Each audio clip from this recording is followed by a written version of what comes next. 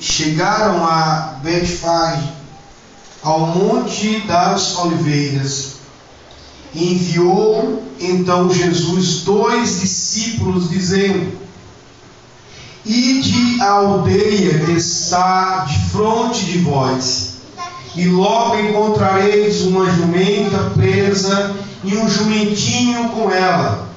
Desvendai e trazei-nos.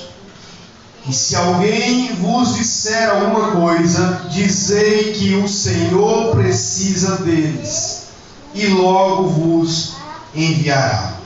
Ora, tudo isso aconteceu para que se cumprisse o que foi dito pelo profeta, que diz: dizei à filha de Sião, eis que o teu rei aí te vem. Eu estou passando por um vale sombrio, eu estou passando por um momento difícil.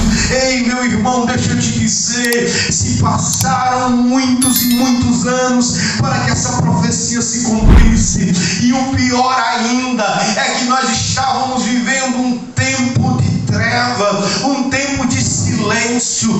Diz a história que do profeta Malaquias até o aparecimento e o surgimento do profeta João Batista no deserto, tem aproximadamente aí 400 anos, em que os homens não ouviam mais falar de profecia alguma, em que os homens não ouviam falar de nada a respeito da voz profética de Deus. Sabe o que isso quer dizer? Que muitas das vezes nós achamos que Deus está em silêncio, porque Ele nos esqueceu, porque Ele nos abandonou, ou porque parece que já acabou para nós. Mas nessa noite eu te afirmo, em nome de Jesus, a tua promessa continua de pé. Os planos perfeitos de Deus estão intactos. Aleluia, bendito seja o nome de Jesus. Não desista, não desanime, não perca a fé, não perca o ânimo. Bendito seja Deus. Algumas características importantes para a gente observar aqui, alguns pontos fundamentais para nós destacarmos aqui. A entrada triunfal de Jesus em Jerusalém aqui não era apenas mais uma vinda a Jerusalém como quaisquer outra, não era mais uma passagem como em qualquer outra cidade que assim ele passava, não, era agora o início do fim de uma missão, era o início do fim de uma jornada. Pois bem, ele estava iniciando agora o processo da entrega, ele estava sendo agora levado triunfantemente, aleluia. É interessante que o salmista, no Salmo 24, ele mostra uma entrada triunfal do Senhor dos Exércitos. Parece que em suas mansões celestiais, e diga-se de passagem, alguns teólogos, que aquele salmo ele se refere da entrada do Messias após a sua vitória aqui na terra, depois da sua entrega no Calvário, depois que ele expirou e passou 3 dias na sepultura e ressuscitou vitoriosamente, e alguns dias depois conta a história que aproximadamente 40 dias para que ele fosse assim assunto aos céus, e muitas testemunhas viram. Conta a carta de Paulo que cerca de 500 irmãos presenciaram este fato, aonde Jesus estava sendo levado agora às alturas após cumprir a sua missão, mas ele já havia também preparado a igreja para receber o Consolador, que é o Espírito Santo. Jesus, no Salmo 24, aparece uma entrada triunfal de Jesus belíssima. Se você ler o texto do Salmo 24, olha o que diz aqui: levantai, ó portas, as vossas cabeças, levantai, ó portais, para que entre o Rei da Glória.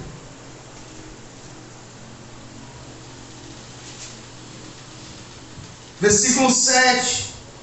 Agora o versículo 8 diz: da glória, o Senhor forte e poderoso, o Senhor poderoso na guerra. Levantai, ó portas, as vossas cabeças, levantai, ó portais eternos, para que entre o Rei da glória. Quem é o Rei da glória? O Senhor dos exércitos, Ele é o Rei da glória. A entrada de Jesus em Jerusalém demonstrava o cumprimento de uma profecia, no qual estava escrito: filha de Sião, versículo 5, diz, ó filha de Sião, eis que o teu rei vem aí, humilde, assentado em uma jumenta, e sobre um jumentinho, filho de um animal de carga. As pessoas colocavam suas vestes, tiravam, cortavam galhos de plantas, ramos de oliveiras, e colocaram ali na estrada como que uma passagem real. Estava passando ali um rei. É bem verdade que essas multidões que hoje aplaudia e cantava e dizia: Hosana, Hosana, bendito que vem em nome do Senhor, é a mesma multidão, e muitos desses que estavam ali estavam agora no dia de quinta-feira condenando Jesus, dizendo: crucifica, crucifica, crucifica. Os mesmos que outrora diziam: Hosana, Hosana, bendito que vem em nome do Senhor, eram os mesmos que diziam mais tarde: solta Barrabás, crucifica Jesus. Meus irmãos, a entrada triunfal é um momento especial, histórico e marcante para essa história, para o fato em que nós cremos que as profecias deveriam se cumprir, mas que o homem, ele é mau, ele é mutável, ele muda constantemente. Uma hora está de um lado, outra hora está de outro. Uma hora beija, outra hora bate.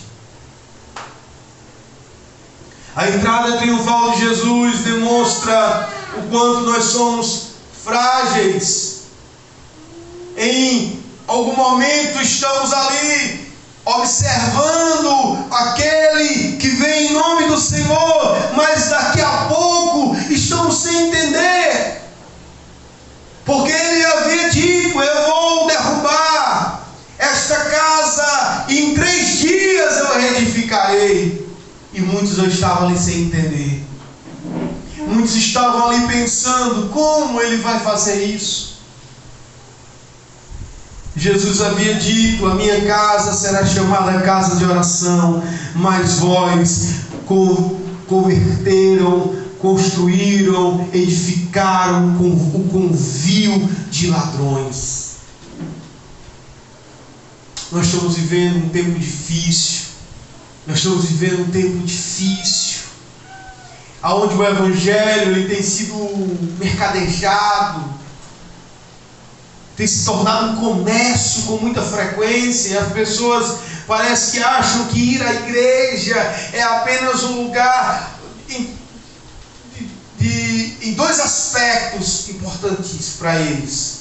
Na visão de muitos, a igreja serve apenas em 2 áreas. Uma, para que eu possa me enriquecer ou mudar de vida no sentido humano. E outro acha que ir à igreja é algo fútil, ou para alguém que não tem outra coisa para fazer. Estar na presença de Deus, reunidos como igreja, porque igreja não é parede, igreja não é essas portas, igreja não é os objetos que aqui está,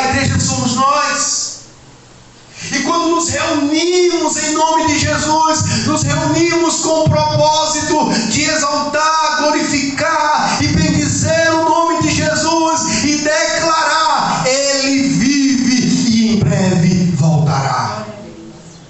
Precisamos nos reunir.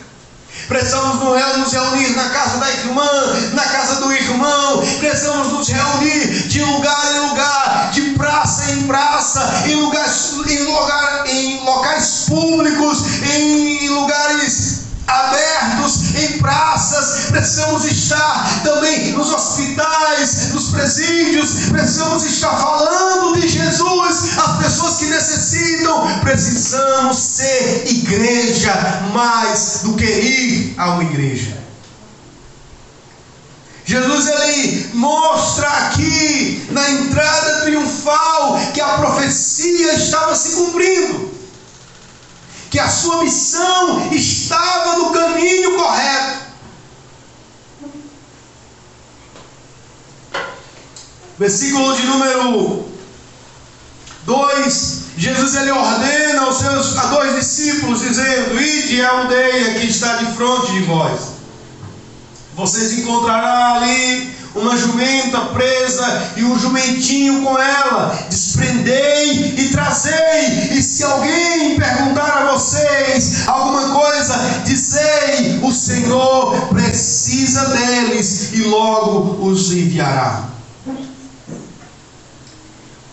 Tudo isso aconteceu para que se cumprisse o que foi dito pelo profeta.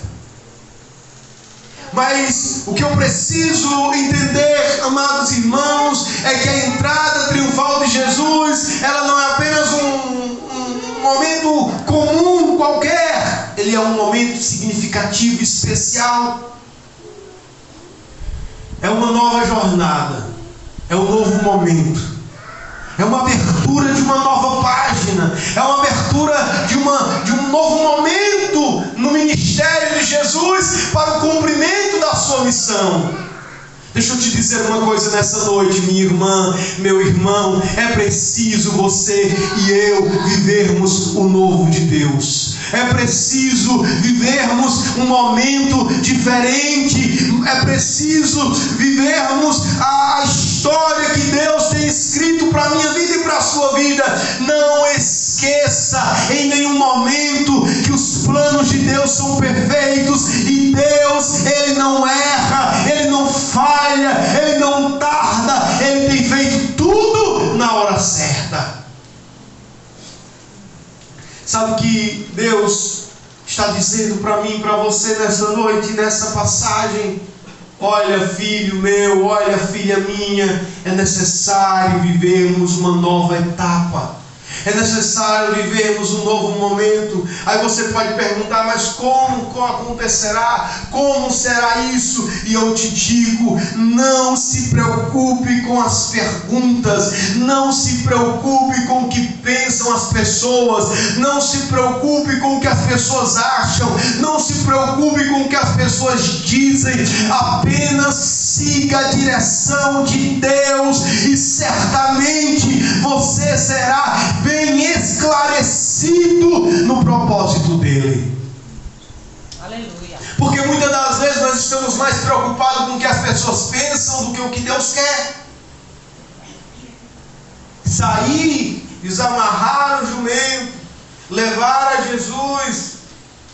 Alguém vai perguntar, alguém vai questionar: por quê? Para quê? Você simplesmente precisa responder: Deus tem um propósito para isso. Deus tem um propósito nisso. Deus tem um propósito comigo. Quando nós entendemos que o Senhor tem um chamado para as nossas vidas, nós não vamos estar estagnados, parados, nós não vamos estar ociosos.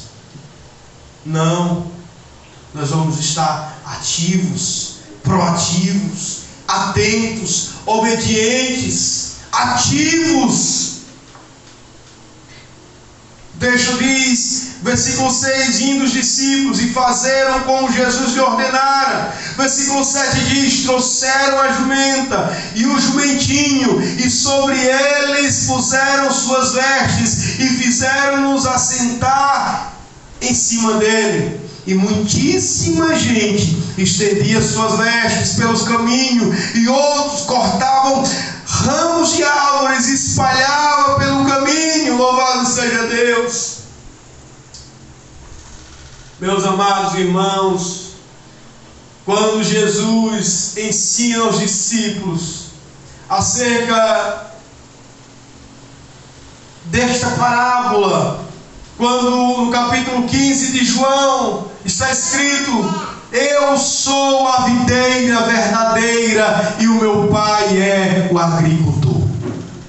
Ele está dizendo: eu sou apenas um instrumento, eu sou apenas um vaso, mas está ligado em mim, está dentro de mim, está conectado comigo tudo aquilo que também pertence ao Pai. Você não terá utilidade nenhuma fora das mãos de Deus.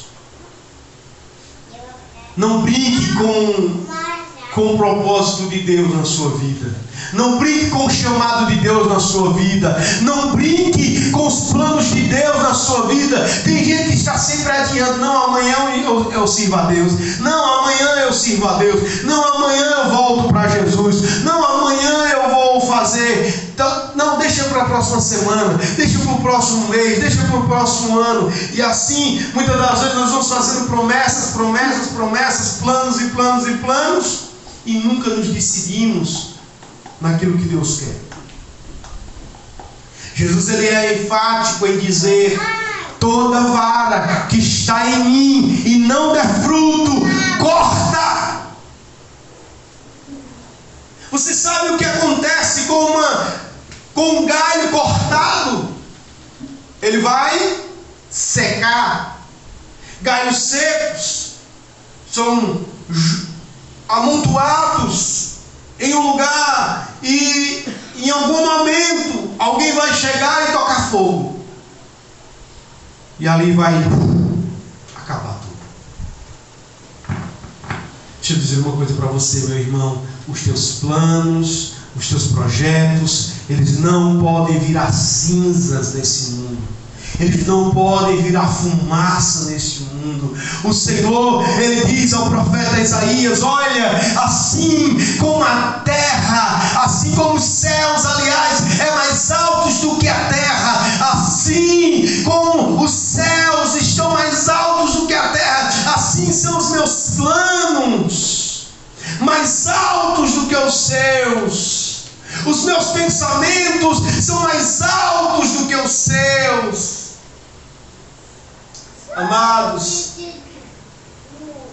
quando nós lemos o versículo 14 do mesmo capítulo que lemos, diz que foram ter com ele no templo cegos, coxos, e os curou. Vendo então os principais sacerdotes, os escribas, as maravilhas que fazia, e os meninos clamavam no templo, dizendo: Hosana ao filho de Davi.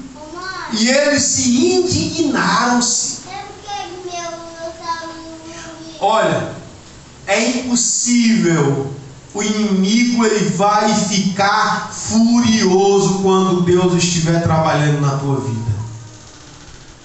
O diabo, ele vai ficar indignado. Algumas pessoas que são instrumentos do mal, algumas pessoas que emprestam o seu coração à mentira, que emprestam o seu coração à vaidade, que emprestam o seu coração à malignidade, que emprestam o seu coração, sabe, à falsidade. Essas pessoas não vão ficar alegres com a tua bênção, não vão ficar contentes com a tua vitória, mas por outro lado vão ficar indignados quando vê Deus agindo em ti ou através de você. Mas eu preciso te dizer uma coisa: olha, nunca Deus vai deixar de fazer algo porque as pessoas estão sendo contra. Por isso, Paulo, escrevendo aos Romanos, no capítulo 8, versículo 31, ele diz: se Deus é por nós, quem será contra nós? Glória a Deus. Tudo depende do nosso posicionamento. Tudo depende da nossa vontade, da nossa querência, do nosso querer. Amados, o templo é um símbolo que outrora apenas era um lugar para encontrar a Deus, para buscar ali a presença de Deus. Mas Jesus disse à mulher samaritana: mulher, vem a hora, e a hora é esta, em que o Pai está à procura de verdadeiros adoradores, que o adorem em espírito e em verdade.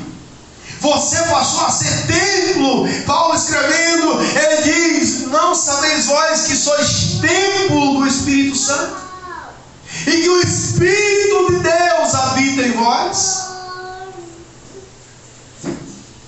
Alguém angustiado, alguém triste, alguém sem direção, alguém desnorteado, alguém que está vivendo uma vida conturbada. Deixa eu te dizer algo nessa noite: Deus vai enviar o Espírito dele hoje para dentro do teu coração, e como uma casa que outrora estava deserta, suja, ou até mesmo precisando de luminárias, de luz em alguns ambientes, em alguns compartimentos, Deus nesta noite, eu vejo pelos olhos da fé, ele enviando uma comitiva de anjos na tua vida, na área sentimental, na área conjugal, na área íntima, pessoal, em todas as áreas, em todos os âmbitos da sua vida.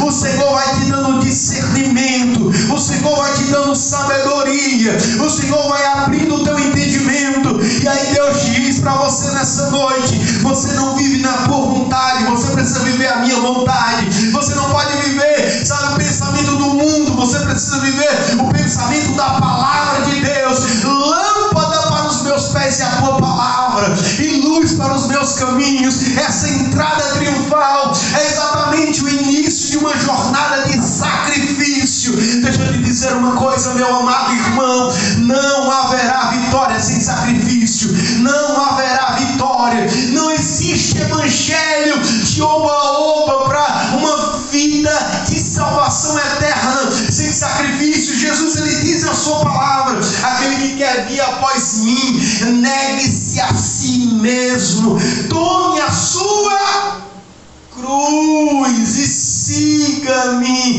Esse evangelho fácil não é o evangelho de Jesus. Esse evangelho é apenas de promessa, sabe, de almofadas, de apenas flores, de apenas aconchego. Não é o evangelho de Jesus. Tem luta, tem guerra, tem batalha, tem tempestade, tem vendaval, mas tem a garantia de uma coisa, amados: Jesus está presente, Jesus está no controle. Ele diz a você nessa noite: não temas, porque eu estou contigo, não te assombres, porque eu sou teu Deus. Nessa noite receba a injeção do Espírito Santo, e Deus está dizendo: eu estou enviando anjos na tua casa, eu estou enviando anjos na tua vida, eu estou mandando luz para o teu coração, eu estou enviando uma palavra de bênção para a tua vida.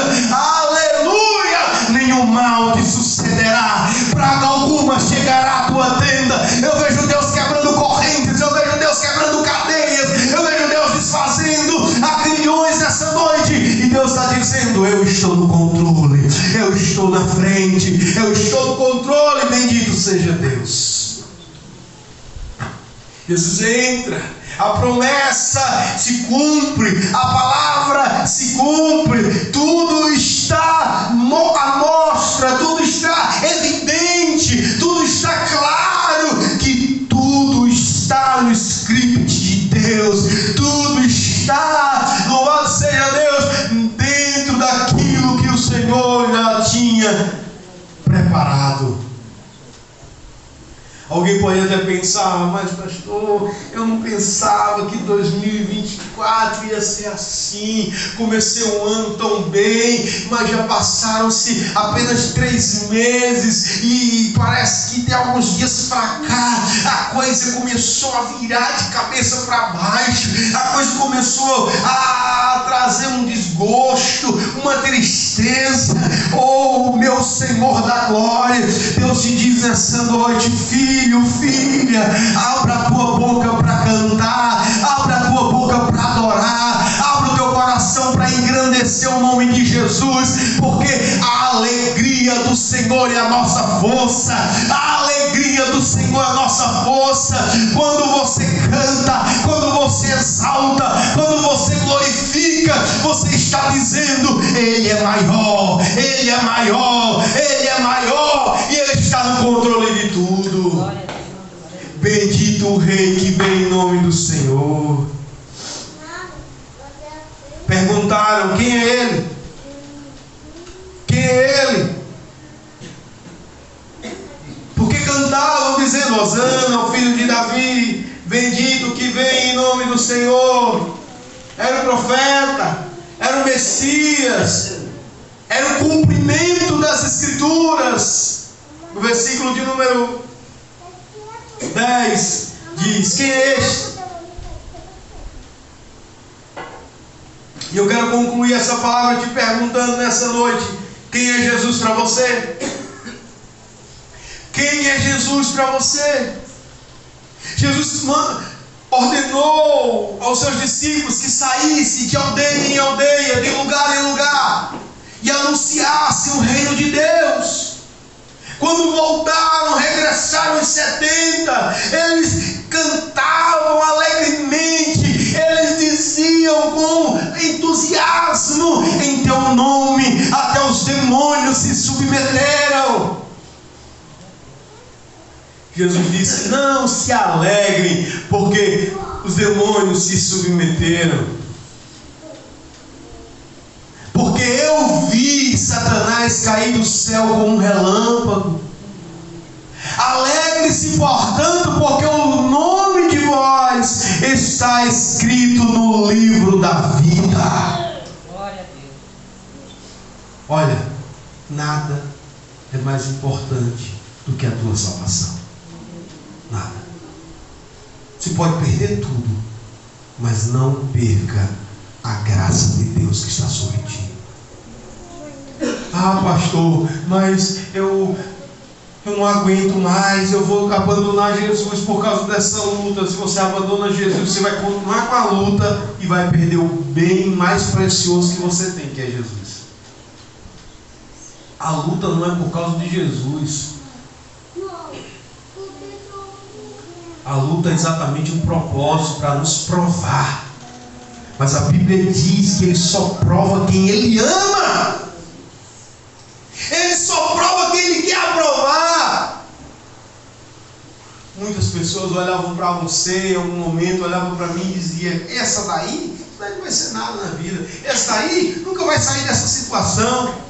Aí Deus já mostrou a você, Deus já me mostrou que desde o início, quando você ouviu essa palavra, Deus está dizendo: na tua frente estou eu, no teu caminho estou eu, na tua frente estou eu, e Ele está provando: eu te dou isso, eu te abençoo, eu te honro, eu te levanto, eu te ergo, eu te edifico. Você está sendo plantado junto ao rio do Senhor, você está sendo alimentado junto à palavra de Deus, e Deus está dizendo para você: apenas adore, apenas cante, apenas louve, apenas sirva com alegria, e as demais coisas Deus vai fazer.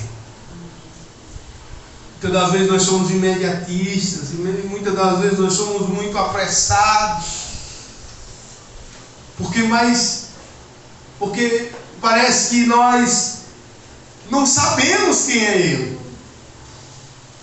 Quando nós não conhecemos uma pessoa, nós temos às vezes curiosidade, né?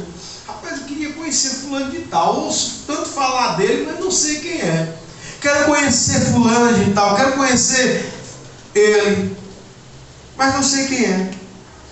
Tem muitas muitas pessoas que conhecem Jesus apenas de ouvir falar, mas ainda não tiveram uma experiência com Jesus. Olha, quando os discípulos voltaram, que alegres estavam por tudo que Deus operava através do nome de Jesus, sabe de uma coisa? Jesus, ele diz a eles também: olha, vocês vão ver muita coisa maior do que isso, mas saibam de uma coisa, que vocês precisam andar comigo. Em um momento de ensino, Jesus, ele diz exatamente isso: sem mim nada podeis fazer.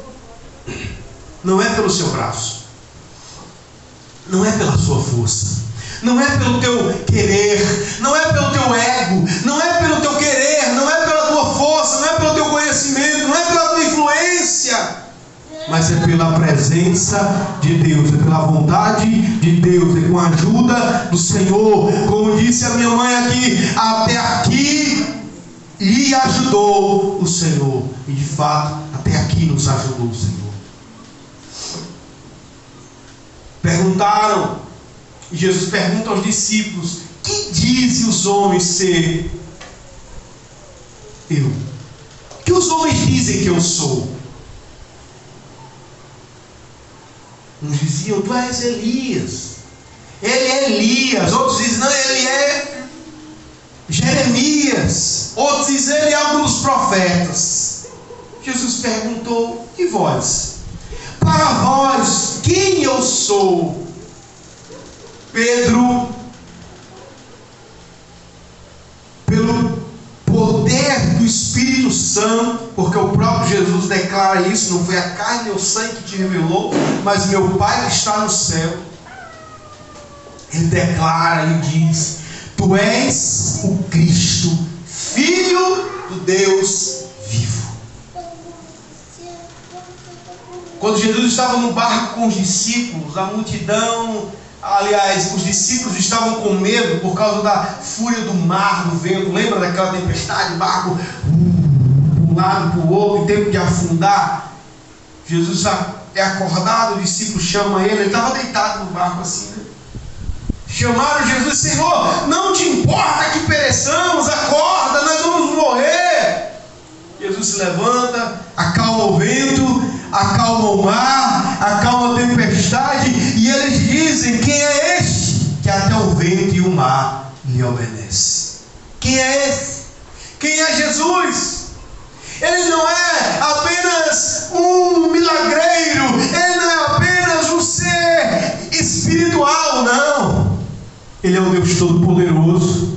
Ele é o pão da vida, Ele é a água da vida, Ele é a videira verdadeira, Ele é a fonte inesgotável, Ele é o amigo certo das horas incertas, Ele é o teu verdadeiro companheiro, Ele é o teu verdadeiro amigo, Ele é o bom pastor, Ele é o Salvador, Ele é a água da vida, Ele é o pão da vida, Ele é a porta da salvação, Ele é o caminho da salvação, Ele é tudo que precisamos.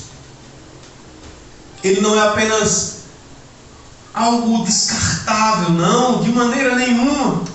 O problema é que muitas pessoas estão reverenciando Ele hoje, mas estão condenando amanhã.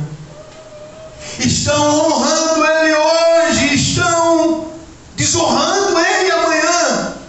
E Deus te diz nessa noite: filho, filha, lembre-se que assim como o Senhor tem uma promessa, esta promessa não cairá por terra, porque está escrito: passará os céus e a terra, porém as minhas palavras não hão de passar.